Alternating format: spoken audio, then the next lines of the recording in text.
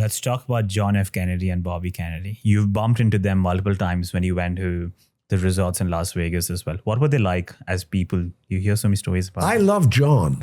I mean, I really like John Kennedy. And that was one of my missions during the Democratic primaries and all that. I was traveling to every mobster in the world, giving envelopes, all the union leaders, the Teamsters, Culinary Union, International Longshoremen. They needed that vote. And they still thought they weren't going to make it. That's when they made the deal with Lyndon Baines Johnson. Lyndon Baines Johnson hated the Kennedys, but he wanted to be president. So the deal they made, and probably nobody even knows this, the deal they made, they promised him the next 8 years. They said, John will be president for 8, and then you'll go in and do the next 8. That's why he went along with it. That's why when they needed to get him assassinated, Lyndon Baines Johnson made the arrangements. That's why he was in Dallas.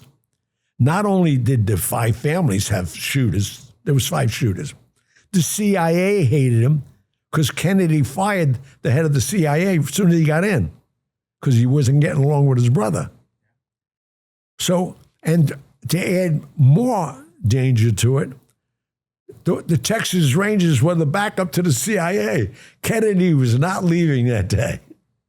And that was it. And he was killed on the 100th day of being the President of the United States. That's insanity, how I'm a part of American history for all the wrong reasons. This is such a hidden part of American history that not many people know of JFK and RFK's involvement with the mob. Their father, Joe Kennedy, was heavily involved with the Mafia during the Prohibition era, built up his entire empire during the Prohibition era. Early on. I mean, he and Rothstein and Costello. Yeah. I mean, and Joe Kennedy, you know, he did $100 million then. That he invested in Chicago, built a merchandise mart. I mean, he was a smart man. He actually became an ambassador to the United States. Yeah. I mean, the guy was very clever. Yeah. I learned a lot from him. From Joe Kennedy. By watching what he did. Oh. I don't want to be an officer or an ambassador or nothing. I like my life. Yeah. You mentioned you liked John. There's a saying, everyone remembers where they were and what they were doing when JFK was assassinated. Can you paint the picture of that day? What was the sentiment in the nation like? What was the mood like when people heard that the president had been shot? How did the people react? What I'm about to tell you, nobody knows. That day, when I had the conversation coming back, and then I was traveling again, and seeing the same people that I got John F. Kennedy elected to, I don't know what was going on. I thought they were going to kill Bobby. I came back, and the last man I was with was Marcello's in New Orleans. Yeah. And he went like this to me. I just got off the plane. And he said, tell our friend, it's on. I just left 4 other guys that told me the same 2 words. That was the message. Yeah. So I go there. I meet him Monday morning. He said, what's the message? It's on. I said, okay. And he got very solemn. He gave me a manila envelope. He said, there's $15,000 in there. Go buy some clothes.